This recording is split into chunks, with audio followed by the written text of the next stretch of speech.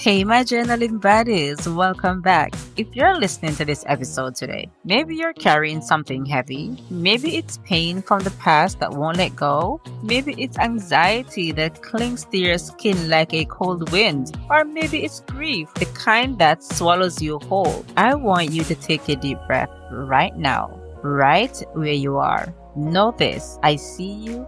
I feel you, and I want you to hear me when I say this. You are not broken beyond repair. You're not stuck in forever. There is hope for you just on the other side. Not because times magically erases pain. No. Not because you can't just think positive and make it all go away. But because inside of you, yes, inside the pain, there is a path forward. And today, we will be talking about that path together. We're going to talk about trauma, the way it gets claws into our brain, making you feel like you'll never be free from the pain, the hurt, the anger, the betrayal. We're going to talk about gratitude, not in a fluffy, just be thankful kind of way, but in a way that could actually change your life, change your perspective. And we're going to talk about two men who suffered beyond what most of us could imagine, including myself. Listen, Job and Joseph, they went through it, and how they walked through that fire and came out whole, we're going to talk about it. But before we do anything else, I want you to do something for me. I want you to place your hand over your heart. Feel that. That's your heartbeat. That's proof that you're still here. And if you're still here, it means your story is not over yet. So go ahead, grab your journal, your favorite drink, and let's get started. Welcome to Journaling with Judith, the podcast where gratitude transforms lives. I'm Judith, a wife, mom, John Maxwell leadership coach, and a daughter of the King. What if gratitude could shift your perspective on life? What if everything God has for you is in your gratitude posture? Together, we will explore how choosing gratitude can draw you closer into the will of God and manifest your divine birthright. Grab your journal, open your heart, and let's get started. Welcome back, my journaling buddies. I'm your host, Judith. For those of you who haven't met me yet, thank you for joining me. Thank you for being here today, and I am grateful and thankful for having you. Have you ever feel like no matter how much time has passed, you're still living in the moment of pain? Like it was just yesterday, it just won't let you go. There's a reason for that. Trauma doesn't live in your memories, it lives in your brain. And here's what's happening inside you. Your amygdala, the brain's alarm system, is on high. This part of your brain was designed to protect you, to warn you of danger. But trauma, it turns the volume up so high that even when you're safe, your brain is screaming, run, hide, you're not safe. And your hippocampus, the part of your brain that organizes memory, gets weaker. This means your brain struggles to file your trauma in the past. So instead, it keeps replaying it as if it's happening right now, over and over. Your prefrontal cortex, the part that helps you think clearly, get quiet. This is why your trauma decision feels impossible. Emotions feel too big, and you might feel like you're losing control. You're not crazy. You're not weak. Your brain has just been burnt out. I have been there. I've experienced trauma where I felt like there was no escaping it. Betrayal that has rocked me in a way where I just could not see myself coming out of that pain, that hurt, and that anger. But just like a muscle that's been injured, it can heal. And one of the most powerful ways to start that healing is through gratitude. I know I know. How can I be grateful when my life has been torn apart? How can I be grateful when I'm suffering? How can I be grateful when this pain is so much? Stay with me. Just stay with me. Listen, gratitude is not about pretending. It's not about ignoring the pain. It's not about forcing yourself to just be happy and just smile. It's about taking control. It's about taking back what rightfully belongs to you, your peace of mind, your joy. Because when you practice gratitude, even for the smallest thing, even when you are down, even when there's nothing to smile about, you are retraining your brain. Here's what's happening when you intentionally focus on gratitude. Your prefrontal cortex, it lights up like a Christmas tree.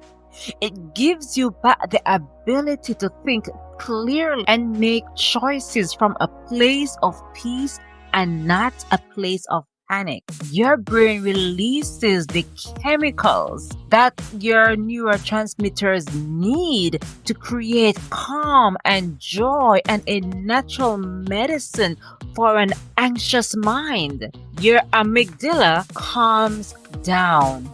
Your brain starts to learn, I am not in danger anymore. I can breathe. Your stress hormone starts to decrease. Your body shifts out of survival mode. Your heart rate slows. Your muscles unclench. Gratitude is not about erasing the past. It's about reminding yourself that you are no more than what's happening to you. You are in a place of safety. And if that sounds impossible, let me introduce you to two people who did exactly that. Let's start with Joseph. This man was betrayed by his brothers. People who should have loved him, took care of him. He was one of the youngest brother at that time. He was sold in slavery, falsely accused, thrown into prison for years. But at the end of his story, when he stood face to face with the brothers who sold him, he didn't choose revenge. Yes, the memories will have come flooding back. Yes, the pain and the suffering probably would have still been there. But he chose not to stay bitter. He said, you meant evil against me, but God meant it for good. This is Genesis 50 verse 20. Do you hear that? That's a man who refused to let his pain define him, who refused so that the actions of others defined who he is. This is a man who stood on the ground that God took him through that pain, through that suffering, and the bad that they meant for him, God turned it around for good. God elevated him so that he could be the one to stretch his hands out to help his brothers in need. You know that your pain can be the very catalyst for your purpose? That very fire you're walking through, the one that feels unbearable, unrelenting, unquenchable, could be the reason where God is refining you. My God, molding you, preparing you. As we reflect on Joseph's life, the betrayal, stripped of his dignity, thrown into the pit, sold into slavery, God was orchestrating a plan, a purpose, and the fire my journal embodies is not just a destruction, it is purification. I think also of the three Hebrew boys, Shadrach, Meshach, and Abednego, thrown into the furnace. My God, they were accused, sentenced, and cast into flames of fire that was meant to consume them. But it was inside the fire that God revealed himself. Not before, not after, inside the fire. That's where he shows up every single time. Think of where you are now. Think of your fiery furnace. And maybe right now you feel like you're in your own fiery furnace. Maybe you're asking, why me? God, why? Why am I here? But what if the fire isn't here to destroy you, but to refine you? What if the fire is just the very place where God is shielding you, strengthening you, showing you who He is? Listen, my journaling buddies, it's through my fire why I am here with you today. It's through the trials, the hardship, why I'm here today, why I can speak on such a thing. I've been there, I've experienced it. Listen to me, listen keenly. It's in your praise, it's in your gratitude, it's in your worship that will move the heart of God.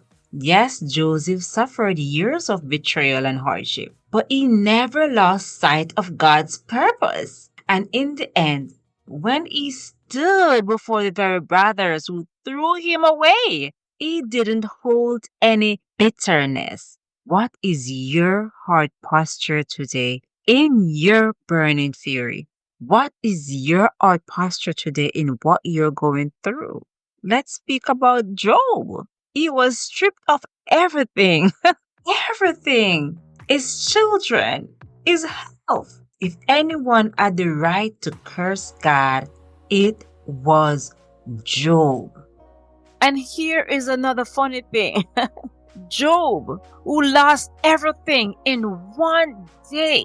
I know what hurt does. I know what betrayal does. I know what grief does. You feel like you lost everything just in a moment of time. Just in a split second, your life was turned upside down. Job lost everything in one day, his wealth, his health, his children, and yet let me tell you something. In the wreckage of his life, he fell to the ground and said, "The Lord gave and the Lord has taken away. Blessed be the name of the Lord." My God, even in his brokenness, his wife beckoned him to curse God, the God that she knew he upholds all pleasures to, the God she knew that Job owed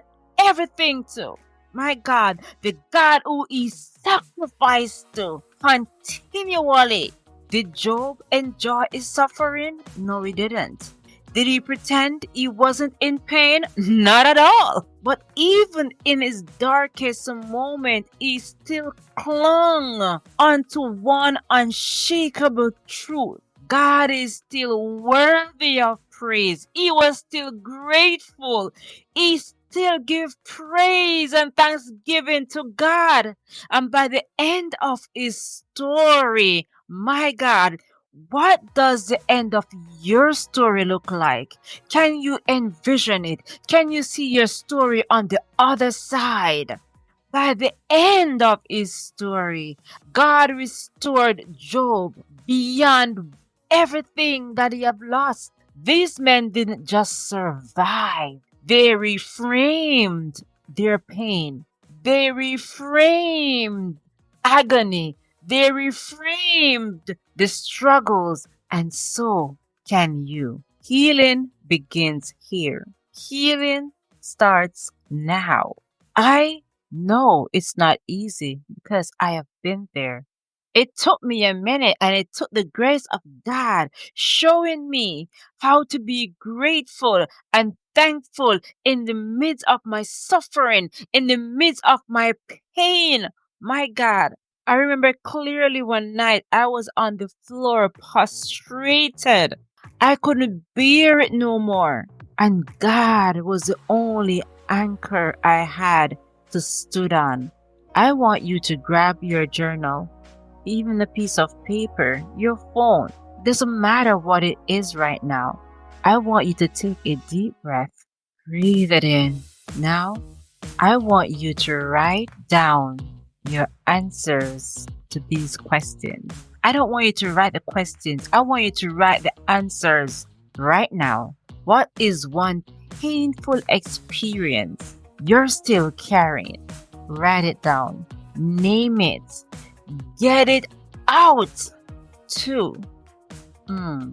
What emotions are still attached to your pain? Don't filter yourself. Be brutally honest. 3. Now, here's the hard part. I want you to find that silver lining in that pain. I want you to write down what was one thing that you took away from that pain. Whatever it is, maybe you learned something about yourself. Maybe someone was there for you when you least expected. Maybe you survived, and that's worth something. Maybe God removed you out of a situation that you weren't meant to be in the first place. Then I want you to reflect everything that you have written. Then write a gratitude statement. It doesn't have to be big. It doesn't have to be long. It can be just a simple sentence. I am grateful that I made it through. I am grateful that I found myself again. I am grateful, thankful that I am here today. It doesn't matter if it feels small. It's a step forward to healing. It's a step closer to being on the other side of every pain, of broken heart, of anger, of frustration. See other side with clarity. My journaling buddies, listen to me. You are stronger than you think. What happened to you does not define you. Joseph's story didn't end in a pit. Job's story didn't end in ashes. And your story is not over yet. Hold on. Keep writing. Keep finding the light, even if it's just a flicker. And remember, the darkness does not get to win. I'll see you on the next episode, where I'm sure that your light will even be shining brighter. Before you go, thank you for tuning in to Journaling with Judith today. If this episode blessed you, please follow and subscribe. Also, share with a friend. Don't forget to join the Facebook group for daily prompts, extra guidance, and an amazing community of gratitude seekers. And remember to grab your copy of Journaling with Judith, available on Amazon, to make the most of this journey. You'll find the link in the show notes. Until next time, stay grateful, stay faithful, and keep journaling. God bless you, and I love you with the love of God.